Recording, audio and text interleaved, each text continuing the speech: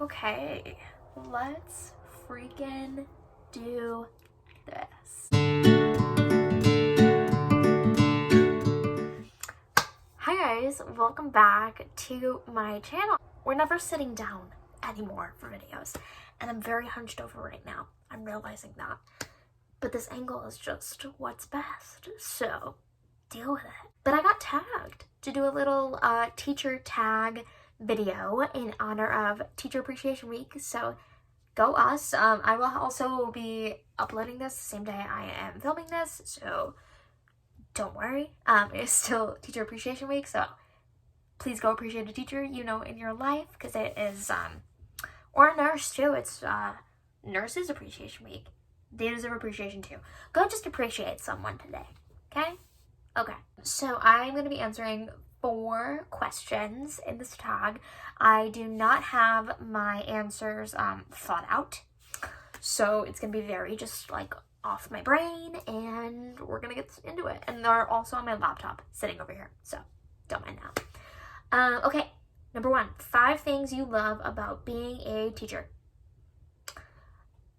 Well, I mean, number 1, my students. Especially in times like this, they're the number 1 thing that gets me going and keeps me going and makes me still want to film content for them for online learning. So definitely my students. Number 2 would be, and I mean, this one would have to be very specific on your district, but the district I work in, we have like an incredible mentorship program. So as a first year teacher, you get mentored by we have 2 mentors in our district. I have 1 specifically for myself, obviously, and the incredible mentorship that you get as a first year teacher, like I said, depends on your district, but that has been like my saving grace throughout my first year, because as a first year teacher it can be so hard. Oh my god, I didn't even say that, guys. If you don't know, I am a first year general music teacher. I teach kindergarten, 1st grade, and 2nd grade. Number 3 would be another thing that's kind of specific to being, just a music teacher in general, but my music department colleagues, they were also my saving grace. They're what literally get me through everything. We all click like so well. It's like a little family. Was kind of my little Rochester family until I'm obviously like in quarantine and doing my things, so I miss them a lot, but we catch up a lot on Zoom. But yeah, that's definitely another thing. And I think just the supportiveness of just colleagues in general. So the buildings I work in, like the gen ed, with everyone is just so supportive of each other, and that's not something I actually expected going into being a teacher. And I don't know if I'm just lucky, but I am very grateful for where I work, because it's just full of support and help and just, yeah. And then 5th thing I love, this is gonna sound cheesy, but I think the 5th thing I love kind of goes back to my students. So it's the like the aha moments in teaching. Obviously, being a first year teacher, you have to like learn a lot within your first year. You learn so much. I'll be getting into that, but I didn't realize really in the beginning of it all how important those aha moments are when you're a teacher. And when I first had a kid, literally in my music class, we were talking about maybe 8th notes or tas or TTs or whatever, and when she realized what I was talking about, and I literally remember, I remember her, I remember the name, obviously I remember her name, she's still my student, I literally remember her going, oh, so that's it. And I felt so much like power, for lack of better terms. I was like, crap, I'm doing my job. So yeah, that's definitely something that felt so great. But that kind of ties in with my students, because honestly, not to be biased, my students are the best. They're incredible. I cannot complain that the group of kids I had for my first year, they are literally the light of my life. One thing I would say to a new teacher, well, I am a new teacher. I am finishing my first year, which is crazy. It's May, and I basically have a month left of online learning and a month left of my first year, which is literally insane. But one thing I would say is, when the going gets tough, don't give up. there was so many times, I'm going to be full-blown transparent and so honest, because I feel like a lot of teachers need that. Well, a lot of brand new teachers need that. When I went into my first year, there was a lot of things that I, wasn't taught in college. And that's not just in my college, it's just like life stuff that happens in the room where they don't teach you that in a music ed program or an education program, like a kid throwing a chair. They don't teach you how to do it. So, not saying that happened to me, but that's a common thing if a kid is feeling overstimulated or, stuff like that. There's a lot of situations where I would go to my mentor and be like, so-and-so, I'm done. I'm giving up. I can't do this anymore. And she'd be like, whoa, whoa, whoa, whoa, whoa, whoa, whoa, whoa, whoa, whoa. And so, yeah, that really is my best advice, because honestly, your first year is a lot of just learning how to push through situations. And let me tell you, I'm kind of grateful that we're doing online learning in my first year, because man, will it prepare me so well for the years to come.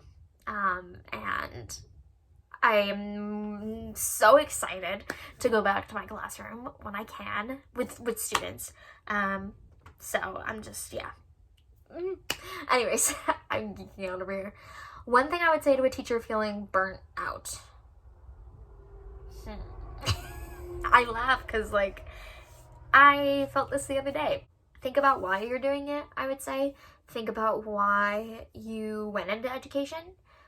Think about why you, maybe if you're a music teacher or an incoming music teacher, maybe why you chose music ed as your major or why you chose ed as your major. And I mean, a lot of new teachers right now, if you're watching this, you went through student teaching. So think about what you enjoyed so much as a student teacher, Like, I think I've talked about my education journey a lot, but I originally chose music ed because I wanted to do musical theater. And I knew I wasn't going to be a teacher, and I knew it was my backup plan, and I'm not even kidding, guys. Not until my second student teaching placement was when I realized, okay, yeah, this is it. This is what I want to do for the rest of my life. Literally my senior year, guys. Okay? So I just stress that a lot to, freshmen, that it's okay that you don't know what you're doing, or even juniors. It's okay that you don't know what you're going to do post-grad, because, like, guys, I didn't even have a job up until the first week before school started, like end of August. If you're feeling burnt out, even in college, if you're watching this, remember why you chose education, music education, art education. Remember why you chose education as a career path that you want to go into, because I feel like that will bring you back. And then when you are a teacher or a new teacher, and you have students, that's my biggest thing that has kept me going, is because I know that for even all of us, including my kids, right now was the hardest time in the world, and no one's ever gone through something like this before.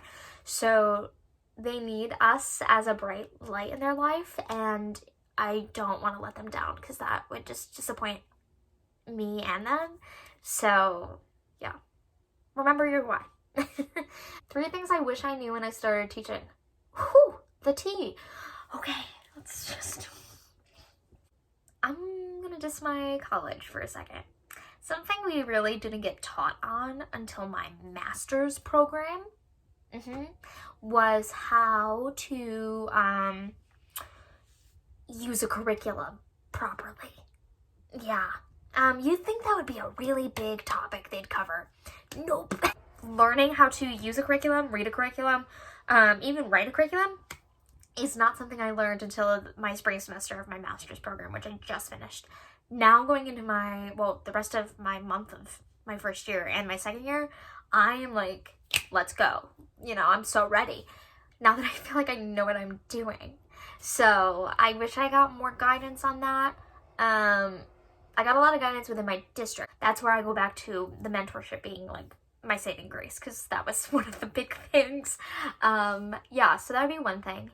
And then second, I wish I knew, this is so hard. I don't know, I feel like I just overall, I wish I knew what outside involvement would look like. And by that I mean not like, for me, not like concerts, not like that kind of stuff, but like what how to interact with a parent at open house, how to email parents. That is obviously something you learn when you're in your first year. But when I started teaching, like, I know for open house, I didn't have anything guidance on that yet. And I remember being like, oh my god, I'm about to meet most of my students' parents, and they're all gonna be in my room. What do I do? What do I say? I was terrified. So, yeah, that would be a big thing. It's just like knowing the ins and outs and knowing how to interact with parents, and yeah, I think that's the biggest one. But also, tip on that, it's not as scary as you might think. They're adults too. They're people too. You know, we're all people. So, yeah. Okay, I think that's it. That was easy. That wasn't that bad. So, like I said, go out, appreciate somebody this week, whether it's a teacher, a nurse, or anyone. But happy Teacher Appreciation Week. I love my job. I can't see myself doing anything else. And I miss my students a ton, and I can't wait to be back in September. So, thanks for watching!